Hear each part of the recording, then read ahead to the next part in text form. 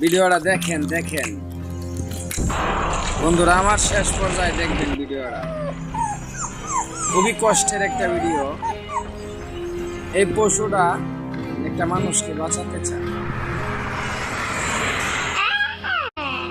আপনারা সবাই দেখবেন ভিডিওটা, লাইক কমেন্ট শেয়ার করে দেবেন, চ্যানেলটা সাবস্ক্রাইব করে দেবেন ভিডিওটা ভালো লাগলে।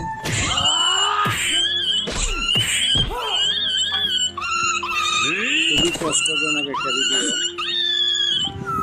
একটা পশু একটা মানুষকে কেমন করে বাঁচায় দেখেন।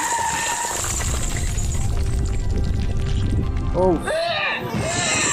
ও আল্লাহ।